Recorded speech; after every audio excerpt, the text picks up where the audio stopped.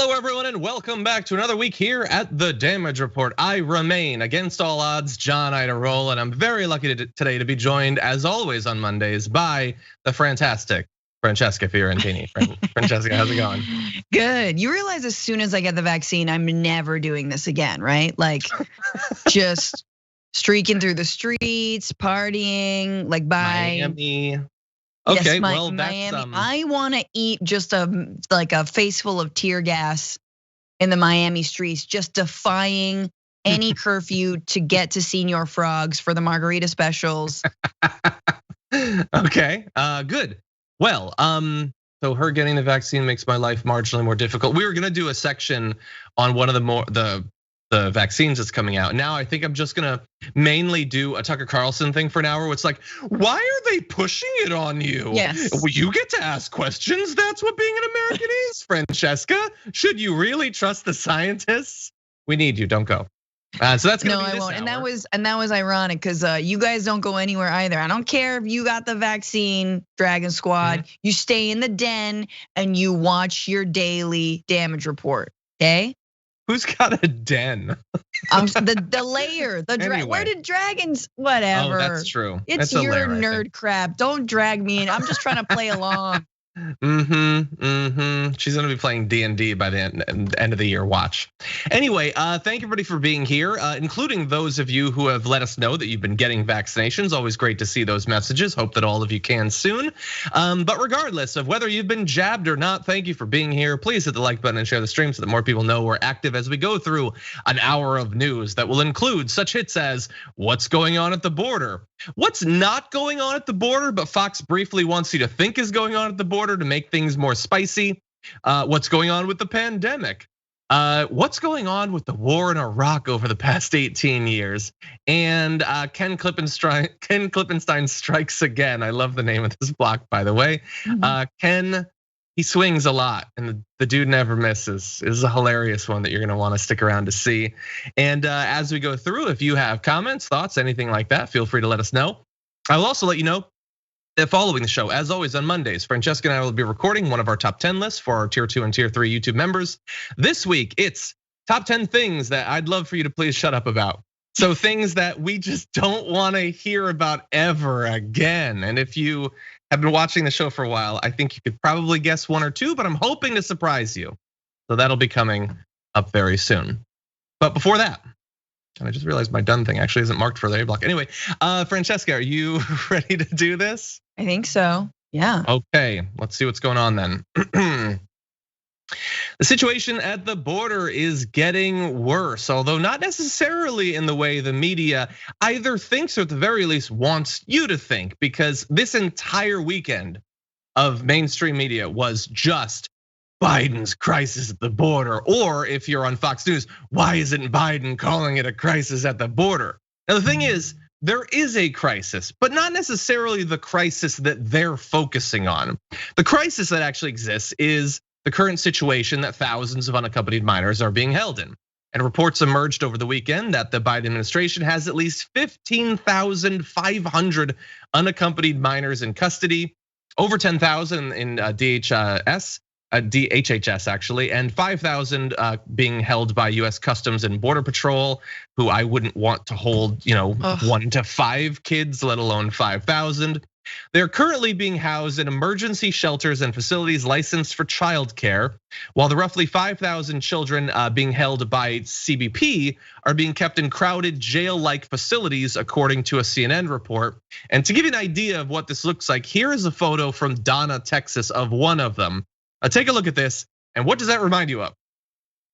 Exactly all of the photos, minus a bit of chain link from the Trump years. Now, that is not all of the kids and teenagers, but it is a significant chunk of them. And I would say that 5,000 counts, 500 would count, 50 would count, 5,000 definitely counts, Francesca. So that I think is the thing that needs to be focused on, that as of right now, thousands of kids are being held in conditions like that for longer than they're supposed to legally, for at least they're supposed to be there for no more than 72 hours. Some are being held there for 5 days, a week or longer. That is the actual crisis, I think. Absolutely. Yeah, I mean, It's a mess. It is legitimately a mess. And honestly, I think it's fair to say that we have a broken immigration system. Hey, fun when you just let, political partisan hackery become more important than actually solving a humanitarian crisis. And when you give a bunch of money to militarism, but no money to like actual humanitarian services, like facilities that could actually house unaccompanied migrants that are, not a concrete floor. That of course, this is the crisis that has happened, and it didn't just happen under Trump, right? These are years and years in the making, and years of a strategy of deterrence, which is basically make it as awful as possible to try and immigrate, and once you get to the United States, make it as awful as possible to be here, that nobody wants to come anymore. But of course, this happens every single year. This is before the summertime. It is much hotter to immigrate and on foot in the summer, in the dead of summer. That's where a lot of deaths occur. So it makes sense. This is not anything new. It surges around this time. The question is, can we actually house people in more humane conditions? And definitely, I would take away customs and border patrols like own kids. I'm sorry. If they've got kids, maybe we need to call in on them. I'm obviously joking, but not really. So it is a mess. We need to actually tackle it more, sort of more holistically. But yeah, it's awful to see this no matter who is president.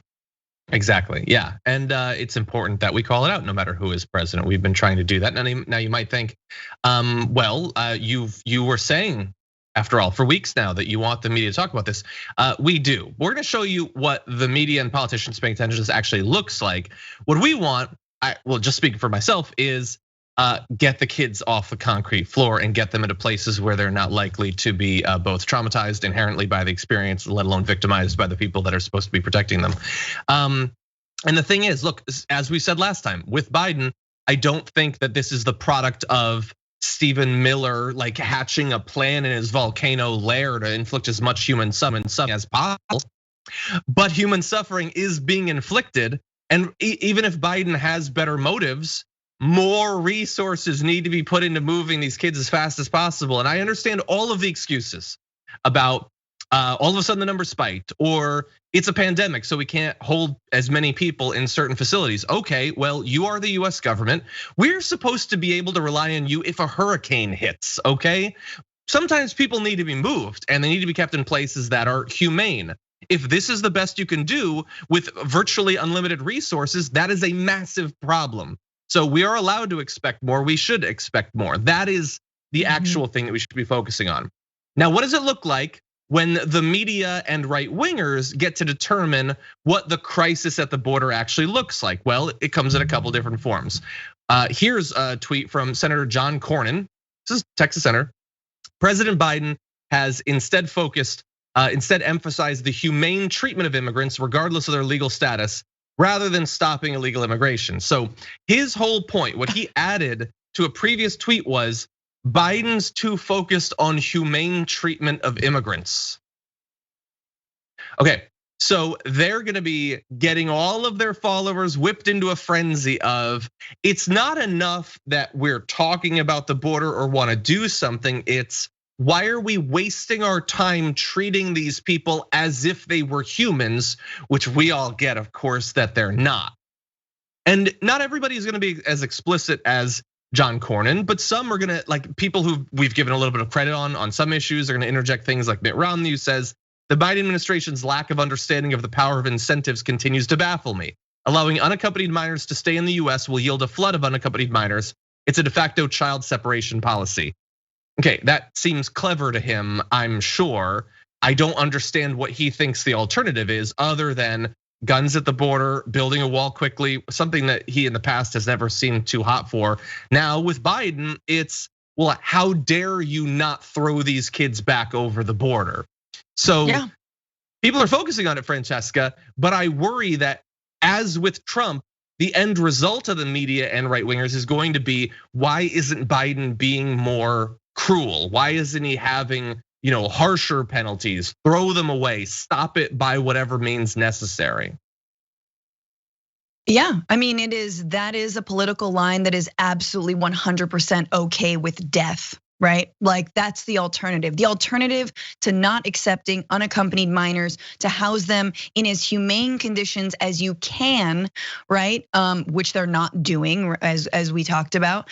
But the alternative is death. The alternative is allow them to be victimized, allow them to be trafficked, allow them. I mean, you talk about a right-wing party and nut jobs who care about, like child trafficking. Yeah.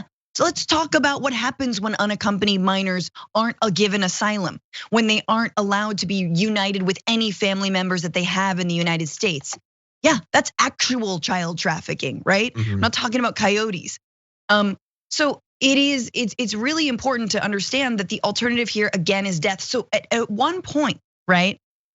It's a complicated issue. We don't have all the solutions. A lot of it has to do with assisting countries, working on anti-poverty campaigns. That is laced with its own problems, given the United States' track record in, countries in Central America. But at the end of the day, you're face to face with a question of, do you believe people should die or not? That's it. Life or death, yes or no. And if the answer is no, then you're gonna have to be okay with immigrants coming to this country, because guess what? They're not violent criminals. They make this country better, and oh my God, do they do a whole lot of labor that they should be better paid for? Exactly. I hate to throw a curveball, but Brandon, can we jump ahead to the last video of the Texas governor? We'll get back to the earlier stuff, but it just fits really well now. So Governor Greg Abbott is going to do what a lot of these Republicans are going to do. He's going to opportunistically use the fact that immigrants exist for some goal. Some of them, it's just a bludgeon to hit Biden over the head with, when he deserves to be hit over the head, but in a productive fashion. Some are going to use it to justify things that they have done. So let's take a look at what Greg Abbott had to say, and then I'll explain what I mean with that last part. And now the Biden administration is importing COVID into the state of Texas, exposing more Texans to that. And who knows on what we're going to see, whether or not there will be an explosion of COVID in the locations where the Biden administration is putting these migrants. Am I going to tell you this? Okay, so do you see what's happening there, Francesca? Oh, bless his little black heart. Oh my God, Governor Greg Abbott, UPOS. How dare you? You're the same guy who just dropped all mask mandates and said every business and anywhere should be open, when Texas has every single variant of COVID-19. Ugh, go away forever. Oh my gosh, choke on your spit. Yeah, so it would be like, it would be one thing if it was just hypocritical. It's like, wait, so is COVID a big threat or not? Is it an issue, or is it just, you gotta live with it? Because you're governing as if, I guess it would be better if we didn't have respiratory infections, but I'm not gonna stop, a hair salon from opening up over that. And then now when it's these people, supposedly that's the big issue. But it's almost worse because it's not just an inconsistency between those two positions, it's a direct link between those two. He, to me, is telegraphing that he thinks there's going to be a rise in COVID rates. The important thing to him is not stopping that. It's not saving lives. It's making sure that he wins the PR battle so that someday Politico can do an article about how he won the pandemic or whatever. They're gonna have the rise, but don't get mad at him. It's not that he's telling everyone to not do common sense measures to not get an infection. It's, well, somewhere else there's immigrants, and that caused it. Even though, as people are pointing out in the chat, many of these immigrants are coming from areas of the world that actually, as of right now, have lower COVID rates than where they're entering into. For him, it is an opportunistic thing to be able to say, it wasn't me opening things up, it was those damn immigrants. As always, they will be used as a scapegoat for the actions of the US government, or in this case, the Texas government. Yes, it is 100% because they're from Latin America, they're Mexican, Guatemalan, Salvadoran, wherever they're coming from. Because yeah, if we cared about COVID, and I've been saying this since the beginning, man, John, it's been a long time, but I don't want cross-state travel. Stop the immigrants coming from Florida. Stop the immigrants coming into Florida from elsewhere, partying on Miami Beach and spreading COVID. I'm sorry, like, I want to stop this virus from spreading. We could have prevented so many deaths, and we can still prevent deaths if we actually stop the migration happening within these COVID infected states.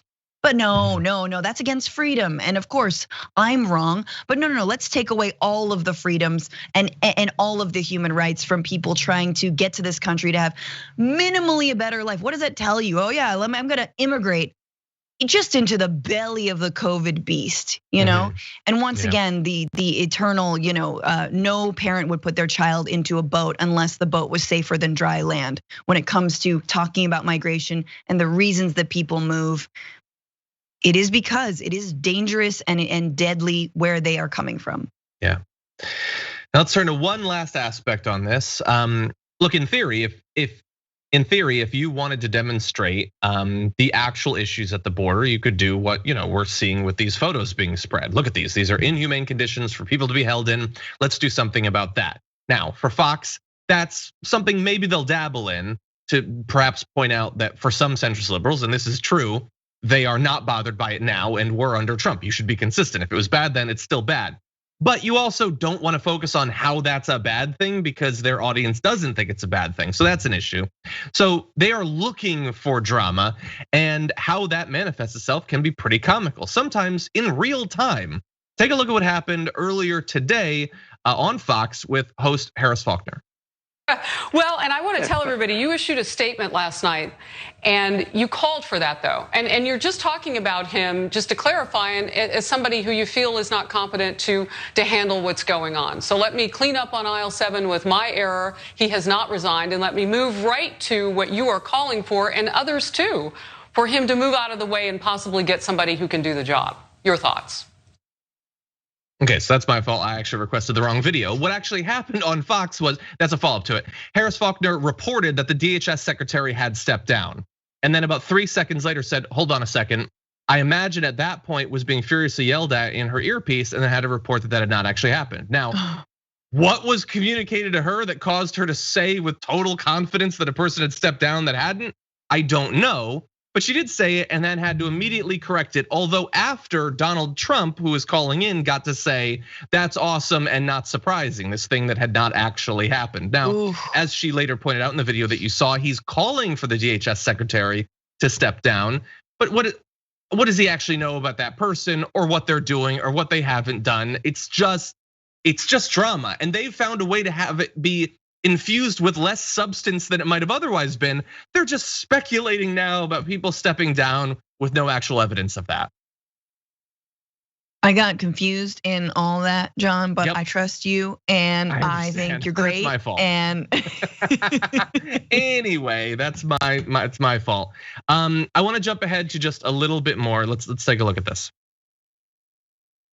Before I let you go, just real quickly, most presidents, ex-presidents like yourself, do not weigh in at this level. Why did you feel like you needed to on this issue? Well, you called me, I didn't call you, in all fairness, but I just love that as a moment. So you have Donald Trump, who is calling into the show. She's pointing out that normally ex-presidents, especially immediately after they're out of office, don't involve themselves in issues. In fact, Fox would use that during the Trump years to get politicians like Obama to back off, even though Obama was very hands-off during the Trump years. Here, she's sort of pitching it as a good thing, but he doesn't even understand what part he's supposed to play in this, saying, you called me. Well, she later pointed out, dude posted a statement about this individual calling for him to step down. So it's really weird for you to imply that you didn't want to be on the news. What, did they hack into your phone? You're engaged in this, you want to be, that's the whole thing. You called me, I didn't call you. Why are you doing a power move right now, bro? You don't need to do that. That's so rearranging the furniture. Yeah, it's so weird. But God, you really bring up a good point on this. And it's something that because everything moved so fast in the last 4 years, we haven't had a time to catch our breaths and look back. And yeah, the ways that Obama was absolutely hands off. The Republican Party and Trumpists started calling Democrats the opposition party time and time again. And I wish, right? I wish that we had an opposition party. I wish that Democrats actually stepped up to Trump. They eventually started to, not without a whole slew of progressive Democrats having to run and primary establishment Dems not doing anything in 2018. Then they started to understand, oh gosh, we're supposed to fight like this encroaching fascist, wannabe dictator president. Yeah, man. But then you have Trump, who's like automatically, yes, once again, obliterating all norms, and he's gonna be winning and scoring political points for doing so by trying to carry the torch of his political project. If Obama had carried the torch of the political project, he would have openly spoke out and like held rallies and talked about how this is not our country. Our country, we might have voted for this guy. There might have been a lot of shenanigans in getting him into office. But we don't stand for this. We don't stand for this kind of rhetoric and this kind of politics. But he didn't. He didn't. Could have helped. I guess he's got a podcast. I mean, yay. Yeah, he occasionally put out a statement that would be like, okay, or whatever. But yeah, no, not. He occasionally would do a little something, and then of course the press would be like, oh, I think he's talking about Trump, and it's like, no, of course, But well, yeah. And also, should we have to is the best you can do a subtweet in speech form? Is that the best you can do?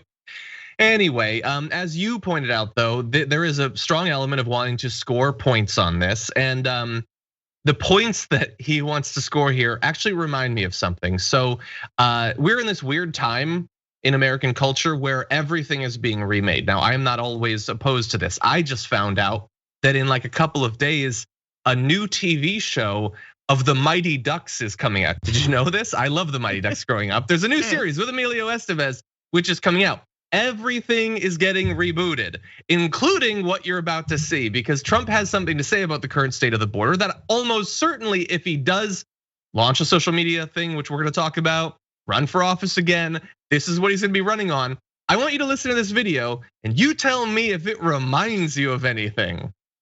Bringing the violence to our country, because many of the people coming are not non-violent people. They're violent people. Many of the people coming. These countries don't send out their finest.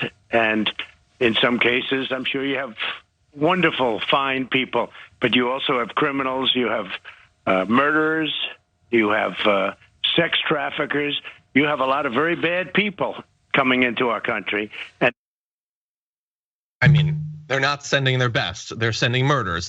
Hey, he mixed it up. It's sex traffickers rather than rapists, because sex traffickers, that gets the Q people more riled up than the concept of rape. After all, they're very defensive about basically everybody who gets accused of rape. So let's move the rape to the side and focus on the sex traffickers. Yes. That's just like when he called in to Harris Faulkner, or technically she called him. No billionaire sex traffickers. Yeah, obviously, they're just the low level sex. Low level, and keep it vague. No specifics. I don't want anyone to go to jail, but the concept bothers me. Anyway, so apparently Harris Faulkner called him. Was he going down the escalator while she called him? Because that was just his campaign launch speech again, almost word for word at that point. Yeah, that he, I mean, he didn't do it right either. Like, if you're gonna do the hits, play the hits. But yes, it's very much like, what was it? Was it quack or flap? They go flap, flap, flap. Is it quack? Is it quack or flap? Quack. It's quack, Francesca. Flap, flap, flap. That doesn't get kids. Flap makes more sense. Flap makes more sense. No, they quack. They're ducks. Quack is very stupid. It should have been flap, flap, flap. Maybe in the reboot, that's what it'll be. Anyway, was there a point you wanted to make, or do you just want to offend me deeply? Yeah, the point was that it felt like he was doing that. Like he was like the reboot. You could hear it coming, Yeah, the chance of flap. I think the audience is probably very happy with it. Anyway, okay, so as we have been for weeks, we're gonna keep an eye on the situation. The numbers there are getting higher and higher. They've now had okay, from one day to the next, you can't necessarily process thousands of kids, but you have had literally weeks. You have an agency that has received, in the 90s, they were getting a crazy amount of money. And every year since then, they've gotten more and more money. The fact that they can't adapt to humans existing, that doesn't seem like a challenge that should be on their capabilities. But apparently, as of right now, it is. Okay, let's see what's going on with the audience, and then we're gonna jump in and talk about the pandemic, some of the recent news, and how it might affect vaccination campaign coming up soon. Sorry, I was briefly distracted because I saw someone mention that Perfect Strangers is being rebooted. What? And that is apparently actually happening? That can't be happening. Oh, it was like borderline problematic then. Don't reboot it. They're already, I just heard about the United States of Al, which is like an Afghan interpreter and his former Marine, like that he worked with, that like moved to the States, and it's a sitcom on CBS. We'll see. I don't know. The Good Place is good. That was CBS, right? Was it? I don't know. Maybe it was NBC. I don't know what. No, I think it was CBS. Okay, good. Well, they can occasionally do good things, but very rarely. So rarely that it took me years to discover how good The Good Place actually was. Anyway, for now, let's see what's going on in the audience. And we have our first super chat from Tony Forster, who says, from UK, my first part-time job was 16 hours doing 3 days and 4 days off. Then my second job was 12-hour shifts, 4 days on, 4 days off on $8.50 minimum wage. Tony, I think there is referring to last week we talked about switching to a 4-day weekend, which there's this like pilot program happening in Spain right now. Ruthless Dragon sent us some emojis. Thank you very much for that, Ruthless Dragon. I believe it's Ruthless Dragon's birthday, if I remember correctly from the pre-show. Serena Butterfly Dragon, welcome to Tier 1 membership. Thank you for that. Running Traveler says, second birthday in the pandemic. Thanks to TDR and crew and Simon Simonson for getting me through it all. I'd like to claim Running Dragon if I may. You may, and happy birthday. Jason Tastrophe says, shout out from Hawaii to the now invincible Crisis Dragon who got her second vaccine shot yesterday. Much love and happiness from Dragontastic. Awesome to hear. I feel like there's a lot of people in our audience who've been able to get it, thankfully. I don't know, maybe it's just, self-selected, they're letting us know, but it does make me feel better every day. It's because they're all essential. That's true. Chub Toad asks, what was wrong with Perfect Strangers? It was like borderline, like Orientalist, weird. Like I loved it, by the way, but I was also 11. So I was like young or 8 or whatever it was, but it was like, oh, he's got a funny accent from like a fictitious country. It was like a bad Borat. You know what I mean? It was kind of like yeah, that's true. It was a little Borat-y. There was some stuff with them and the women they were chasing that was, I don't know if that would hold up very well, but I did like it as a kid. I was probably, well, she was 11, I was probably like, I don't know, 18 or something, but I don't remember being that old. Anyway, I liked it. Same age, dude. No, we're not. We can't be. Anyway, are we? Franklin Sharpslicer says, good morning, John. Good morning, Fran. If anyone can cheer us up, you two can. Crunchy Frog and I now drink from Dragon Squad mug and hereby pass on some Dragon Squad hugs. Do well today. Thank you, Franklin. I appreciate that. Okay, let's see what's going on with Twitch. We'll respond. We'll go to the super chats more a little bit later on. Obi-Wan Kenobi gifted 5 tier 1 subs, as she so often does. Thank you for that. Thunderous Dragon gifted 1 as well. Tell me what to put gifted 1. Insomnia Noir and Lynn Ann gifted as well. Thank you for that. Bandito has subscribed for 10 months. That is right up there near the top. Thank you for that. Big Bull Dragon has been a subscriber for 7 months. Initially got their first subscription from Obi-Wan Kenobi. Look at that crossover there. Nice. Thank you for letting us know. Okay. Harry Hertig says, Fran is going to play D&D. Please live on Twitch, I would watch. Well, people want to see it, Francesca. It's funny because it's the only, sorry, not to get too distracted. I have repetitive strain injury, so I can't play video games. So it'd have to be a tabletop game, John. Okay, so I'll try. I think we could do it. Because I can't do the beep, beep, beep. It hurts my hand. That's true. No controllers. No controllers. And one more super chat. Matthew says, I'm so glad that I can watch your shows anytime. I missed your Friday's episode, but I loved it when you said that you're going to inject some marijuanas later. I feel like most news hosts put on a face where you and Franny do not. Thank you. Thank you. If I did, it would be a different one. But thank you. I'm glad that you enjoy the show.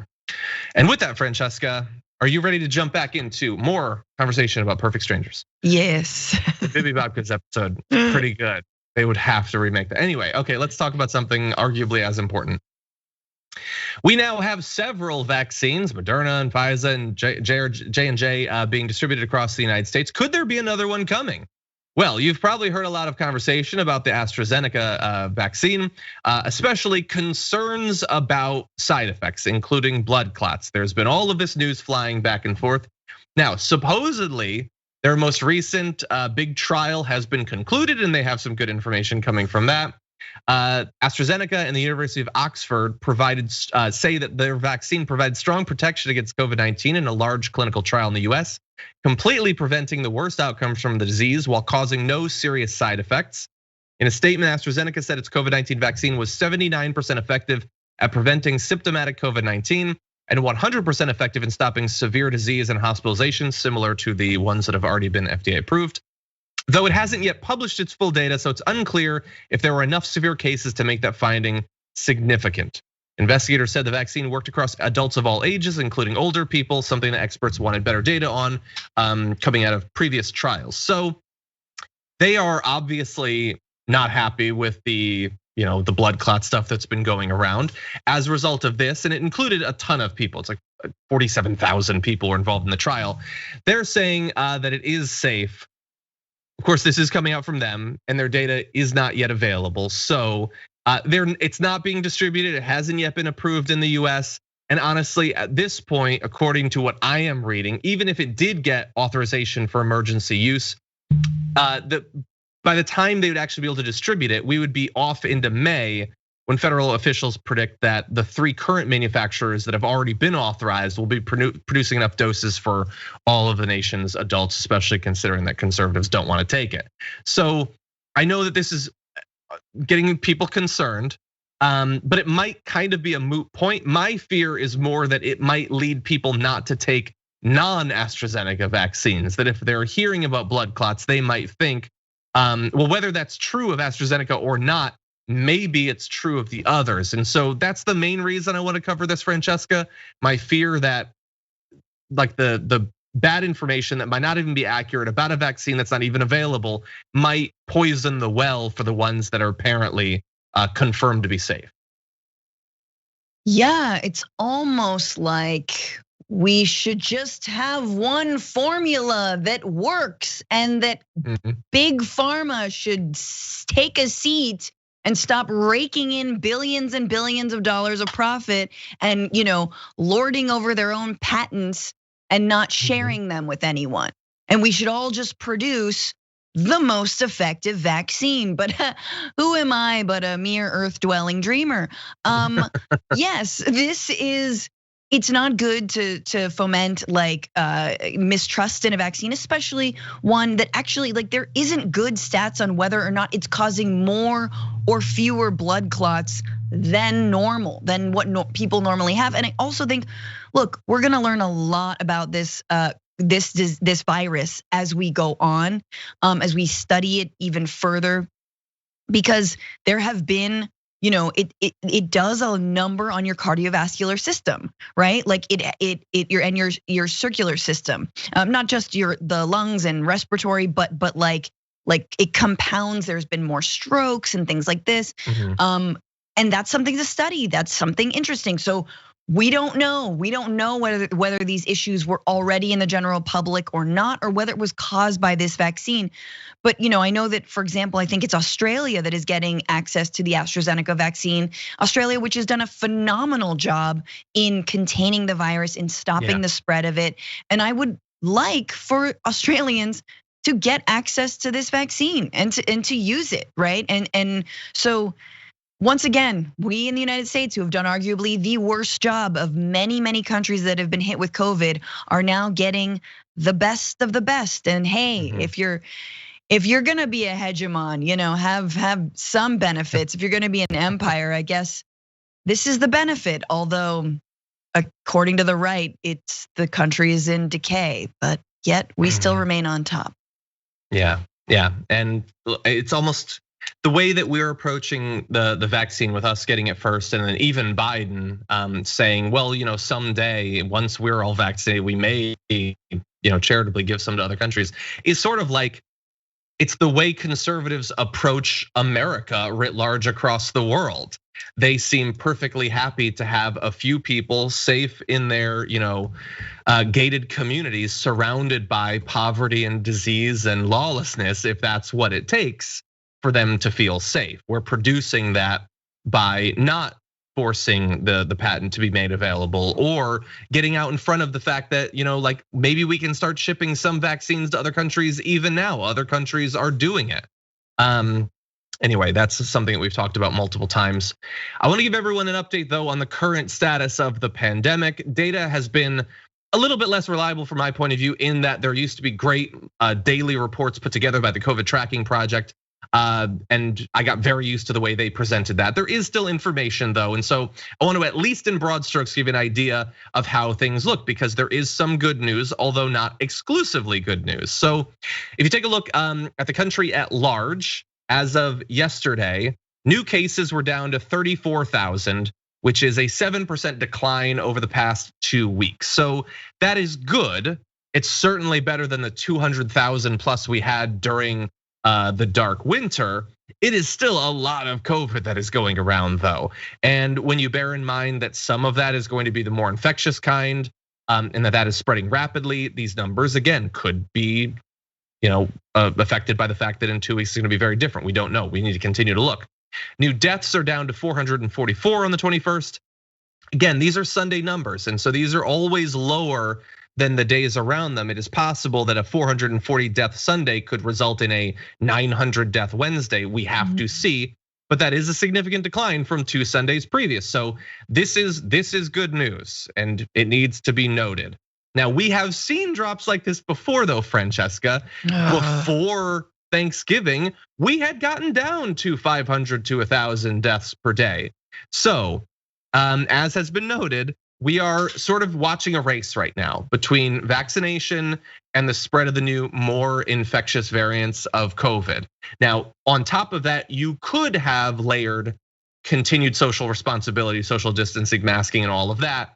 Based on what I'm seeing around the country, I think we're pretty much done with that. It is pretty much vaccinations and a few responsible libs. That's basically it. And so that, broad strokes, is how the pandemic looks. How do you feel about it? Bad. It's less than it was in January. I'll counter your very articulate summary into feeling bad. Yeah, I mean, yes, I am a little hopeful that, hopefully because of the amount of people being getting the vaccine vaccinated, I don't know, we will eventually get to whatever herd immunity. I don't know. It's taking a while, and I don't know. But look, Joe Biden told me that on July 4th, I could grill outdoors with my friends and family, and God damn it, I'm gonna try and get there and do that. Yeah, and that is, depending on who you are, either an inspiration that if we are responsible by then we might be largely past this, or it can frustrate you so much as a conservative that you like boycott grilling to stick it to them. I don't know, that's apparently what they're gonna do. Now, in terms of overall vaccination progress, the US has fully vaccinated 13% of the population, which is, after 3 months, not the best, but ideally that is the 13% who were, of those who can be vaccinated, and of course not everyone can, those who are most at risk. So fully vaccinating 13% of the population could in theory cut down more than 13% of the deaths, at least expected. A quarter of the country has received 1 dose, and we are seeing a rapid acceleration of the number that are being vaccinated per day. As I think we talked about last week, the initial goal of having 100 million vaccinated under the Biden administration in the first 100 days, they reached that almost twice as fast as they expected. We're shooting past 2 million vaccinations per day. This is all good.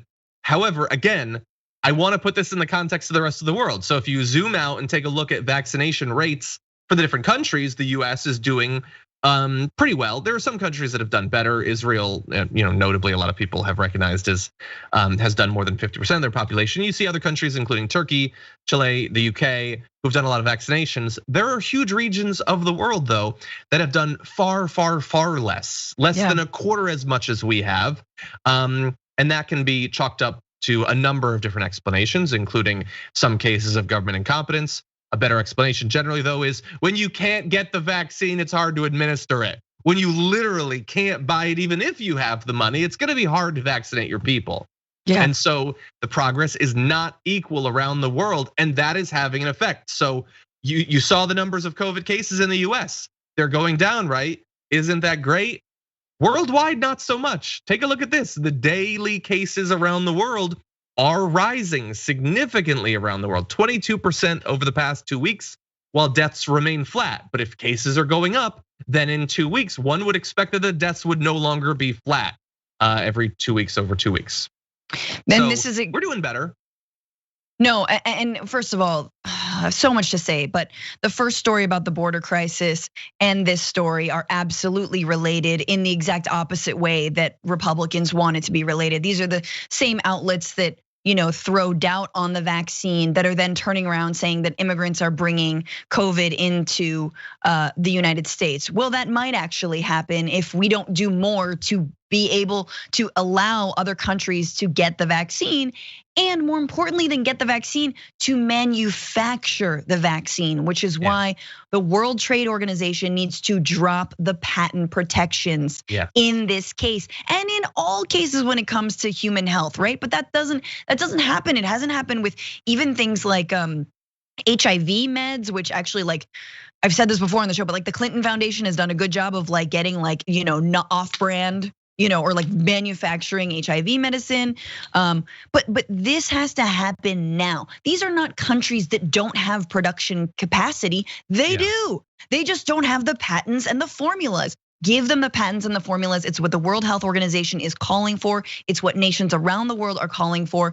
But once again, we want to move toward a xenophobic children of men future where we, just build higher walls and keep anyone out and, make an excuse for more authoritarianism. So we have a choice, y'all. And I think the other thing I'll just say is that the vaccine cannot be your plan for these kinds of viruses. Vaccines they're not a good plan. Like they're just, it's great after a year and you can get it. It's too slow. So I hope that the Biden administration is investing in contact tracing, isolation, quarantine, and all of the infrastructural ways that places like South Korea or Taiwan, which has like no COVID, has done an immaculate job at actually stopping the spread because of their previous experience with things like SARS. So let's make sure we beef that up as we move into this hopefully post-pandemic or post-COVID-19 future, with definitely more pandemics to come down the road. Definitely. Yeah, and I actually watched Children of Men recently, so I get that reference. Yeah, even if, let's say hypothetically, you were willing to do nice things, but only because it benefited yourself. Many of the formulas for these vaccines were created many months ago, long before they were actually approved. That's how they were able to test them. In theory, and much was produced on the assumption that it would make it through, which is why initially we had so many supplies. In theory, even if you were a cold-hearted bastard internationally, you could have made these available for many, many countries to start pumping out vaccine and say, we get a quarter of what you produce in exchange for you getting free access to it. We could have done that. Like we could have been dicks and benefited more than we actually did. Yeah. Anyway, okay, so I was having a bit of browser trouble, but it seems like it's resolved itself. Let's roll very quickly into this next story because I was challenged by our producer at the beginning of the show about how much we're to get through, and I am now realizing, why did I produce all of this? Or sorry, why did I ask them to produce all of this? So, and we're not skipping the D block. It's important today, so we're gonna get to it, but this less so let's move through it relatively quickly. Donald Trump has been languishing in mostly silence for the past few months, even though he's recently figured out that he can release tweets as press releases, sort of. But we've expected that he's going to return at some point because the dude is like Tinkerbell in that he will die if you don't clap for him. So what will that look like? Well, his spokesperson to some extent, Jason Miller, was recently on Fox News, and this is what he had to say about it. Harry, this is really interesting, the fact that the president's been off of social media for a while, because his press releases, his statements have actually been getting almost more play than he ever did on Twitter before. I'm not sure if that's because the length of them are a bit longer. I even had one reporter say that she thought it was much more elegant, the way that the president was able to communicate his thoughts, and it very much looked more presidential in that longer form. But I do think that we're going to see President Trump returning to social media in probably about 2 or 3 months here with his own own platform. And this is something that I think will be the hottest ticket in social media. It's going to completely redefine the game, and everybody is going to be waiting and watching to see what exactly President Trump does, but it will be his own platform. Shut up, you stupid idiot. It's gonna redefine the game. It's gonna be Twitter. That's what it's gonna be, basically. No. No? What's it what gonna if be? it's an app? I really want it to be an app. I want him to roll out his own app that just like is buggy and crashes and that like no one uses and that like gives you a free game if you like download it. I just want it to be like Quibi, but for Trump.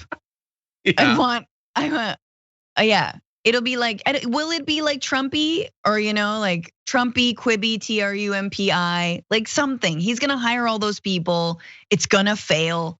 Right wingers are gonna get like a whole bunch of deals. Probably some of my comedian friends, just because we're desperate too. I'm very excited. No, I'm not excited. Obviously. So if he makes this app, it'll be buggy, obviously. Will there be any information about you that it doesn't steal? Or like release open, like people, it'll be the most hackable. The scandals that will come out of this, if it's an app, or more foundationally, if it happens, because you might think, well, wait, it's gonna happen. He just said it. Does that mean it's gonna happen? Honestly, he's gonna create his own social media platform. Maybe he will. He has money, I guess. He could have just bought Parler. They were gonna give him a significant chunk for him to switch over. He has enough money to make an app, I guess. Enough money to make enough money to pay someone who like took a boot camp coding summer thing, and they're gonna roll it out. It's just gonna be. By the way, I wanted to give credit to Parker Malloy, who pointed out that the app doesn't exist, but we do have the website for it. It is available right now at www.creedthoughts.gov.www/creedthoughts. If you watch The Office, anyway, is it just going to be a Word document that he writes in? I don't know. Stay tuned to find out. But more importantly, I think Google Docs. It's going to be Google Docs. Just more a importantly, shared Google Doc we all get access to. Are people really going to switch over just to see what Donald Trump has to say? And by regular people, maybe, but like all of the people who've gotten like deals with Parler to be there, or what are they gonna switch over? And then like, what about like Gab or Parler, which they've pitched themselves as the place for those people? Well, they're not gonna be happy about this, by the way. So are you gonna further segment the already fractious band of weirdo apps that are like, hey, we're the ones that are cool with Nazis? The whole thing just seems like a massive mess. And behind the scenes, there's a bunch of places where like Trump fans still congregate. They don't even really seem that excited about this. Like some of the Q people are like, hey, wait, isn't he supposed to be fighting Satan? Why is he making an app? That's a good question, actually, considering your worldview. Why is he spending his time on this?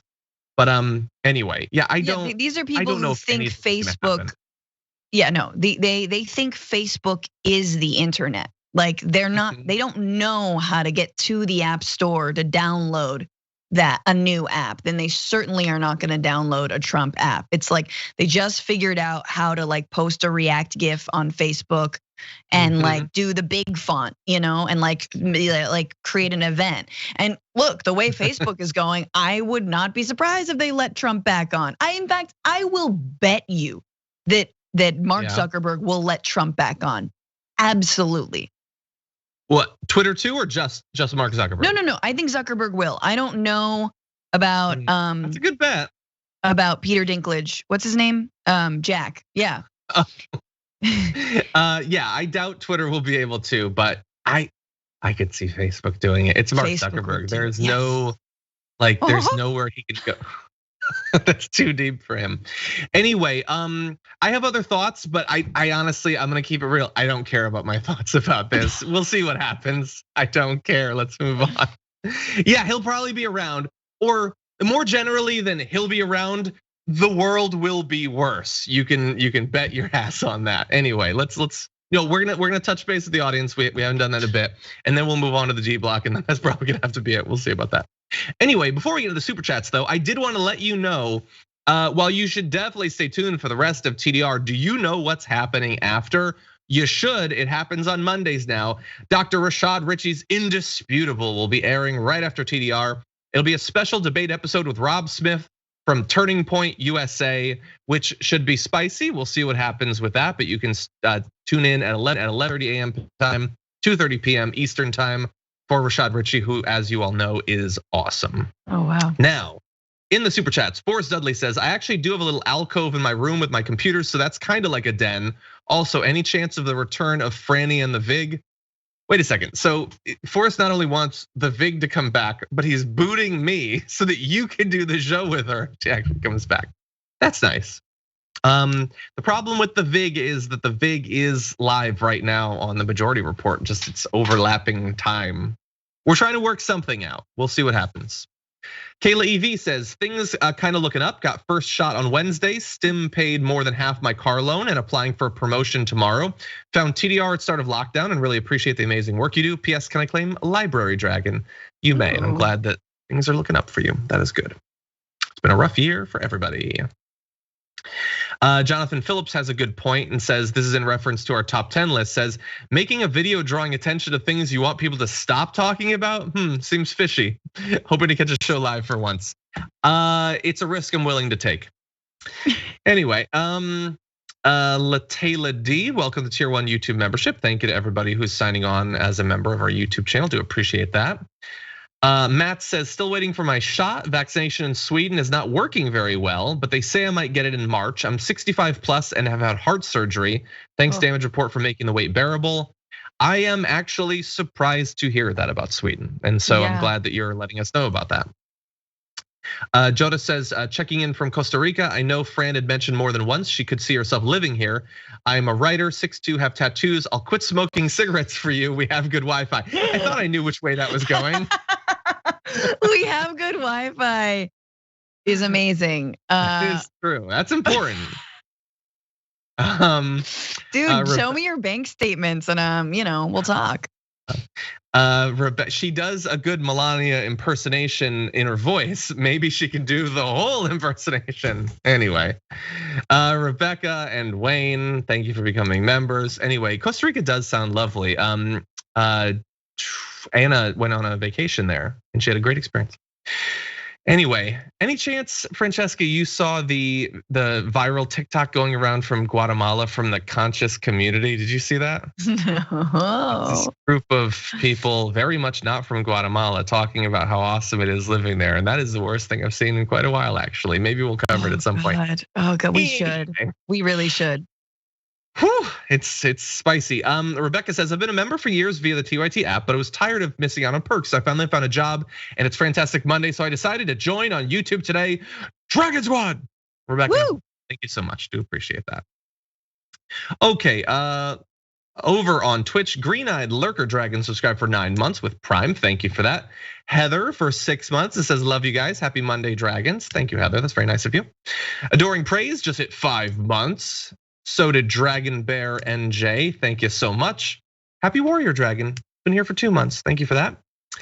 Depressed Progressive sent in a comment saying, thank you, Fran, for saying that we should have locked down states from travel. That is something that I've been saying since last February. I think it's a great point. They're pepper spraying people on the beach in Miami because they're being irresponsible and all that. And then those people are going to go home all over the country, and it is just going to be a tidal wave of COVID. Again, we'll see if vaccination wins out. Keenan says, and I read this mostly to make everyone hate me, says, John, you're super handsome. Your wife is very lucky, and so are we who get to see your face 5 days a week for an hour. Keenan is probably being sarcastic there and owning me in a subtle way, but thank you for the comment either way. I'm gonna read it in a way that makes me feel better. C-Dub says, John never reads my comments anymore. I guess I need to use a funny alias so I get attention, apparently. Apparently not, actually, C-Dubs. So your plan didn't work, or maybe it did. I'm not sure how that works. By the way, that last commenter was very right, John. You're a handsome boy, okay? Don't let anyone tell you you're handsome. No, I'm not. What sarcasm? It still hurts, even though it's funny. That's how Francesca's stuff works. It hurts, even though it's funny. That should be her Twitter bio. Anyway, let's talk about something else that hurts and is not funny: the war in Iraq. Okay. Just a couple of days ago, we hit the 18th anniversary of the war in Iraq.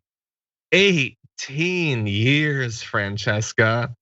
And we've got a lot of stuff that we want to say about it, numbers about how devastating it's been and everything. But I mean, 18 years. It almost goes back for me to the beginning of me getting politically conscious. I've been paying attention to politics for like 2 years at that point.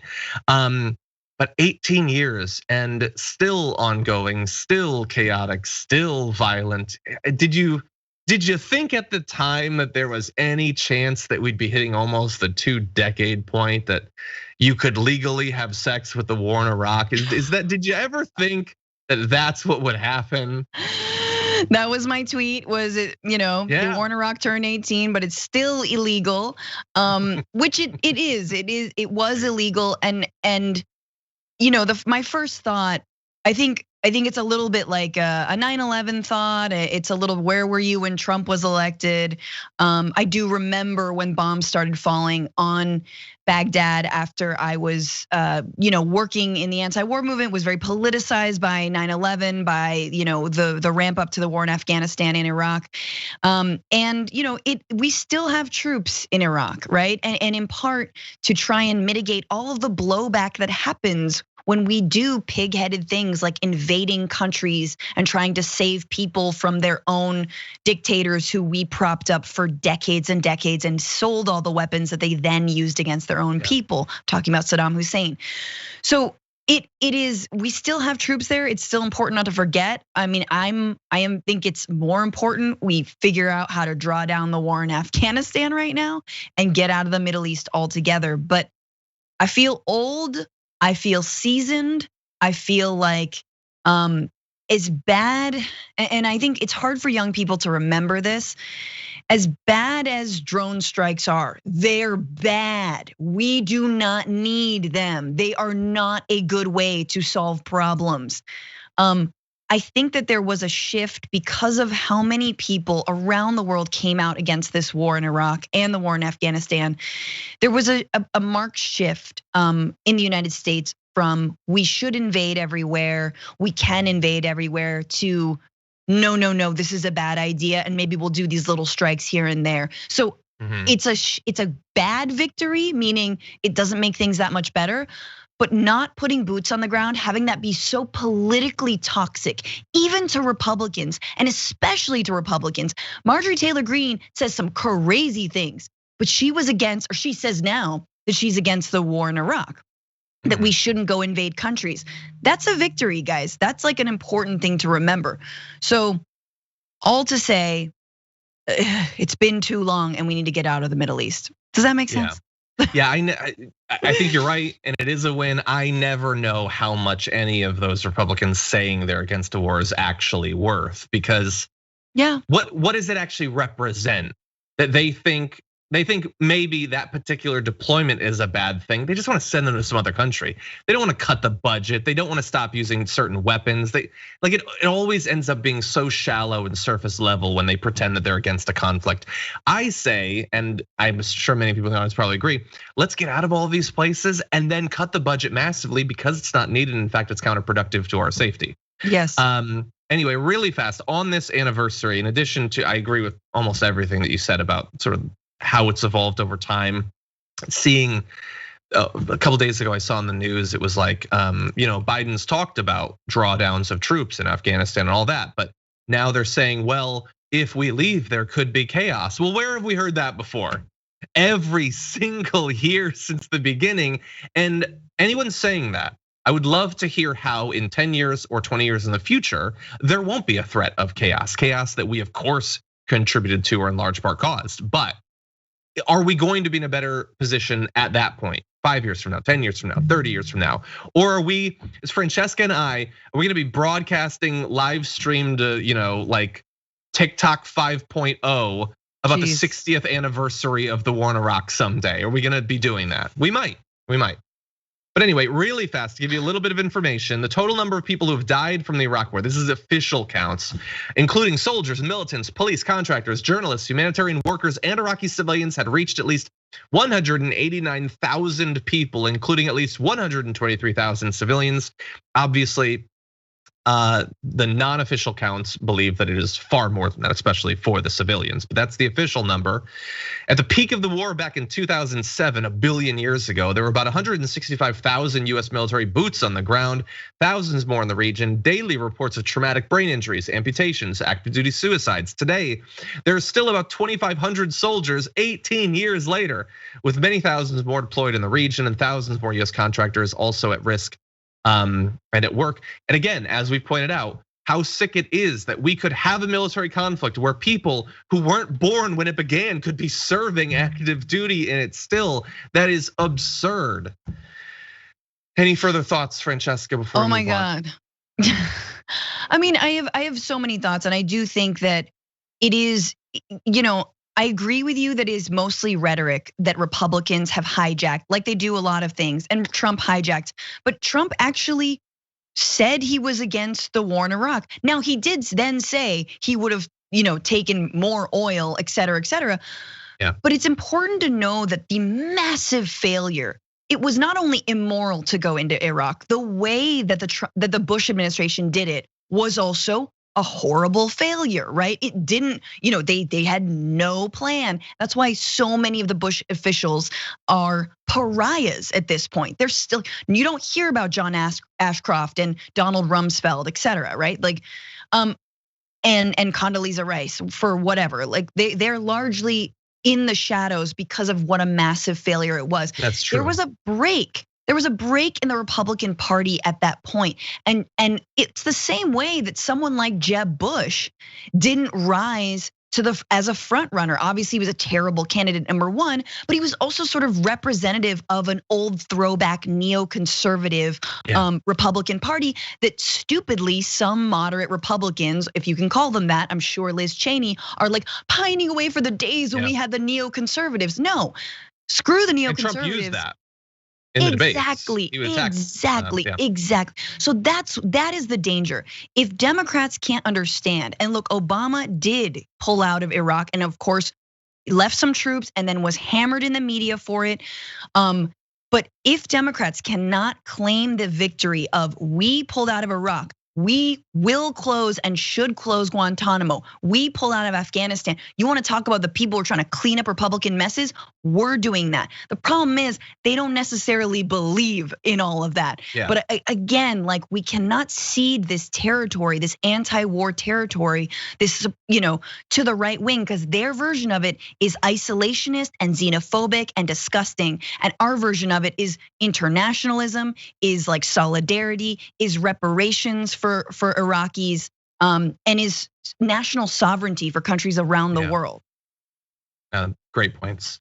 And it'll be interesting to see in the next Republican primary how that split in the party works. Yeah. Even if the split in some cases is more rhetorical than substantive, like Trump says things about the Iraq war, it doesn't actually reflect what he was saying at the time, nor does it reflect like some sort of basis for predictions about what he'll do in terms of foreign policy. Dude dropped 1 billion bombs once he became president, but he swore that he was, anti-military or all that. Anyway, really fast, I just want to quickly roll through this last story just to give him a bit of credit. I want to give Ken Klippenstein a little bit of credit because the dude can be brutal on social media. So there are a lot of people out there, including prominent people with big platforms, who have been obviously attacking mask mandates, trying to create suspicion around vaccines. And he decided to point out that in some cases, they may not have the sort of rigorous fact-checking process that they would have you believe. So author Naomi Wolf has gotten attention in recent weeks for comments decrying a totalitarian state brought about by lockdown policies. The Intercept's Ken Klippenstein posted on Twitter that he recently sent Wolf a direct message featuring Dr. John Sims, who was supposedly telling people if a vaccine is effective, then why do we need to pressure people to take it? Which is basically everything that Tucker Carlson has been saying for a long time. So he tweeted out a photo of his DM to Dr. Naomi Wolf of Dr. John Sims. And then her almost immediately tweeting it out herself, this photo of Dr. John Sims saying that, quote, at this point, no, Dr. John Sims does not exist. Johnny Sins does, and as his name implies, he's less of a doctor and more of an adult film star. So she spread it. A lot of people picked up on this after Yashar Ali spread that she had tweeted out and mentioned this is how top-notch her vetting of information is, that you can give her a doctored quote of a porn star and she'll just spread it because it says what she wants it to say. My God. And it reached its peak of hilarity when Johnny Sins himself tweeted out what Ken Klippenstein did. Oh my God. Guys, do you know if the people that you follow on the internet are just like Facebook moms and dads who will uncritically share any meme they see and just go with it? And John, do you have like an alter ego like Johnny Sliderola? Because I think that's what your alter ego is.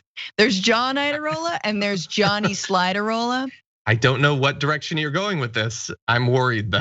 If we could make a Wikipedia entry for Johnny Sliderola, I'd really appreciate it. Don't put that out there into the universe. Anyway, yeah. So when someone said in the comments over on Twitch, didn't expect to see Johnny Sins on TDR this morning. Yeah, most people didn't. But anyway, yeah. Look, is she that much worse in this respect than a lot of people? Perhaps not. A lot of people spread information without checking, either because they feel like they can trust the source or just for the same reason. It's convenient and it makes you feel good. But especially when you're talking about things so consequential, where literally lives will depend on what we view, how we view vaccines, you should care enough to actually check into it. And anyway, he a while back it was some senator, I think, to tweet out some ode to his uncle, and it was just a photo of Jack Nicholson from A Few Good Men.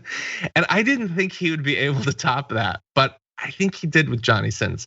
I would be curious to see what he could get Ted Cruz to spread in this area, considering Ted Cruz might be harder to trick because he obviously would have recognized Johnny Sins like immediately based on his browsing habits. But anyway, great work. Ken Klippenstein, yes, he's like when extremely online people do extremely good things, and it doesn't often happen. But exactly, yes, kudos. Exactly. Okay, everybody, thank you so much for joining us on the show. A couple of stories are gonna have to wait until tomorrow, but the D block made it in, and that's what's important. Really fast, just wanna read a couple of quick super chats before we close things out. Wayne said, Wasabi D reporting on the great Bitchuation Room episode last night. Dragon Squad are gathering for her hour and more. I wanted to give you a chance. I know you recently changed your time slot. If you wanted to let people know that so they could be sure to watch at the right time. Oh, Johnny Sliderola, you're the best. Yes, watch the Bitchuation Room podcast live every Sunday, 5 o'clock Pacific, 8 o'clock Eastern, or listen wherever you get your podcasts. On YouTube and Twitch, it's /FrannyFio, which is my handles on literally everything. Awesome. And my doc is now messing up and not letting me read things. I did see that damn. Money, thank you. I did see your heads up about the gift. Google Docs has been giving me hell. It's a wonder that I actually got to read the elements today. Well, unfortunately, so anyway, I won't be able to read any more live, but I will read them all. Thank you so much to everybody who sent in comments, super chats, all that. Really do appreciate that. Super helpful support to the network, both financially, but also in terms of my view of the world, because you are the best people and you give me hope. But anyway, also wanted to let you know that although we are gonna be leaving, you can watch Dr. Rashad Ritchie is gonna be coming up on Twitch after this show. So if you're already there, that's awesome. If not, head to twitch.tv/TYT. Rashad is gonna be doing a debate. You know that's gonna be a lot of fun. You're not gonna miss it. And to our tier 2 and tier 3 YouTube members, we are going to be leaving now to go record our top 10 things we wish you'd just please shut up about. This isn't for you in particular, it's for everybody, mostly the internet. And that should be fun too. That'll be going up a little bit later on. And until then, stay safe out there, stay sane out there, and we'll see you soon.